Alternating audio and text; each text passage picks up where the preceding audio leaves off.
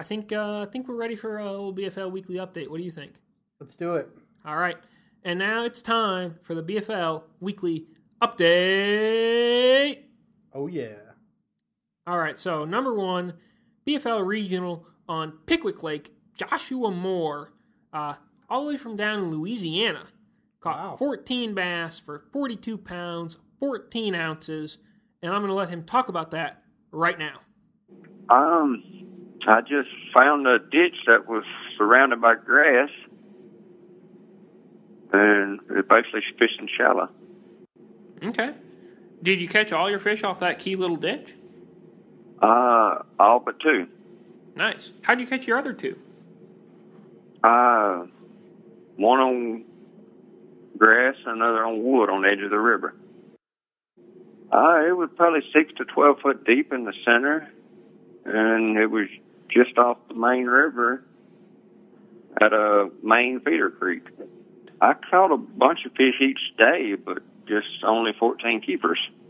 Did you think you had enough to take home the win on Saturday? No, I didn't, because I had lost a 4-pounder right at the boat, and I thought that was going to break the deal. Do you have experience on Pickwick, or did you come up and practice some, or how did you find your spot? No, the Sunday before the tournament was the first day I'd ever been on Pickwick. And you just sort of happened upon it, or did you go out and really feel like you needed to find something unique like that? Or what was your practice strategy? I had started on the main river ledge there, and it just led straight into that grass, and that's when I found them. I mean, just within an hour of pre-fishing. And I never went back to the area until the tournament day. So Moore came up, finished ahead of Lloyd Pickett Jr., who's a stick on Pickwick, by the way. He used a homemade buzzbait. He was flipping a green pumpkin sweet beaver, and he was throwing a Johnson's custom baits spinnerbait.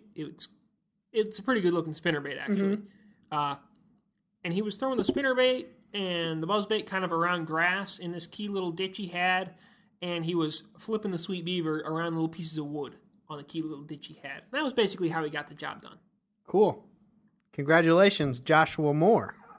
And then on Lake Cherokee, Tim Smiley caught 34 pounds, 7 ounces. Tim Smiley basically has won 2 BFLs in a row now. He won the Super Tournament on Watts Bar for, I think, the volunteer division, or it was either the volunteer or the mountain division, one or the other. Volunteer fished on Watts Bar. Yeah, so he won that Super Tournament.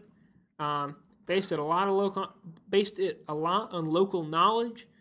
Really put together a good tournament, and he basically did the same thing for this one, and I'm going to let him talk about that right now. You just won not too long ago on Watts Bar, right? Yes, sir. Sure did. Cool. How does that feel to basically go 2 in a row? It felt great. I mean, I thought maybe I'd jinx myself by winning that on Watts Bar because, they're so tough to win. But, I just made the right decisions. I fished it, and I fished Cherokee for 40-some years, and it just worked out. I mean, everything worked out for the best.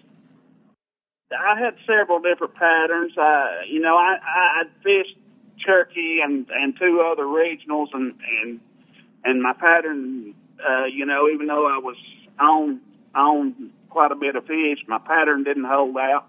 So I knew going into this one, years older and wiser, that how to make sure I had several patterns to go by. And I did. I had about 3 different patterns that I was catching fish, and I just mixed up the days with those patterns, and everything worked out to where I had a limit all 3 days.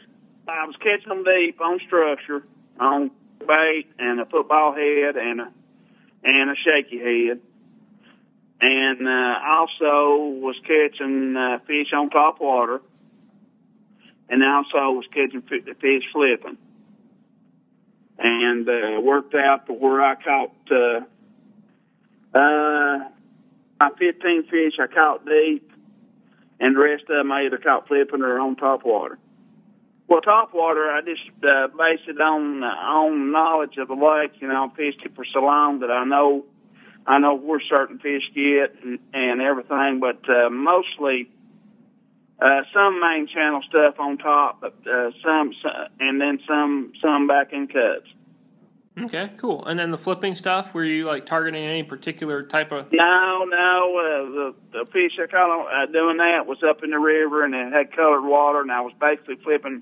You know, I didn't catch a lot of fish doing it, but the fish I did catch was mostly off rock. It wasn't off wood or nothing. Okay, cool. Were you catching your bigger fish flipping, or did you just sort of use that as my an bigger extra fish pattern? came deep. Okay, cool. It sounds like the deep stuff was really kind of your key to winning. Like you had the other things mixed in, but the deep was Right. really where it was at. Yes. Those fish stay more consistent in this time of year, and you know, once I figured out that I could catch some on a couple or three different places deep, I sort of was sort of eased my mind a little bit. The first day I struggled. The fish wasn't biting real good, and the first two fish that I got on, I lost one on top water, about 2.5 pounds, and then it just didn't get it good. And then the first fish I got bit on, of course, I was throwing a Cherokee head on a heavier head with 17-pound fluorocarbon, and I set the hook and broke it. Of course, I was amped up. My co-angler had already had 4, and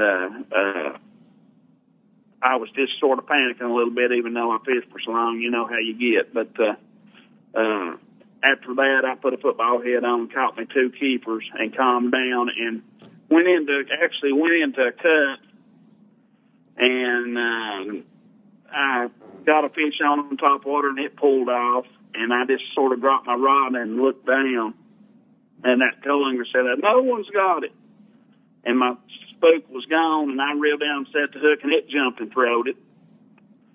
And then I slammed my rod down on the gun of the boat and I turned my back, and I was just like, I'm giving this away. And he said, "Another one's got it." And I looked, I thought he was kidding, and I turned around, and my spook was gone, and I seen the swirl, and I reeled down and set the hook, and it threw it at me. So, at that time, I was like, oh, man. And then I went on up the bank, put a non-keeping smallmouth, and I made an adjustment, and just calmed down a little bit, went and caught a keeping spot, a keeping smallmouth, and about a 2.5-pound largemouth all in about the last hour and a half. Ended up salvaging the day with a limit, which I think ended up basically winning the tournament, because the next day I had a good day, had 13.6, and then the following day I caught the most keepers, but they were smaller fish. But what was that adjustment you made? Well, I normally don't throw a feather on the back of my spooks at times, because I think they zone in on that feather more than they do the bait. And the 3 fish that I lost on it just had the back hook, and I just decided to take the feather off and put the regular hook back on. And from then on, I only lost 1 fish, and it just didn't get it real good like the third day. So, Smiley had his thing really dialed in. I thought it was really cool how, he talked about swapping out from the feathered treble to the non-feathered treble to help his hookups. And, I can understand sort of doing that when you're a little bit desperate. You're like, man, I got to figure something out. But so much of the time when you try and do something like that, it doesn't work. It's like, it turns out they just don't want that. Like, you make an adjustment and adjustments don't work. He made the adjustment and it just worked to a T. And I thought that was super cool. Do you think that was like a key for him, or was it just a coincidence? I think it was probably a key for him. Okay. I know I've seen the difference between a feathered treble or a non-feathered treble, or just even a different color or size of topwater actually be a big deal a lot of times. Just because, I don't know what it is, but I think on places that are clear, they've got shad. I've seen it on Clater before, throwing the right topwater can make a big difference. And I think that probably that little adjustment actually was pretty key. I doubt it was a coincidence.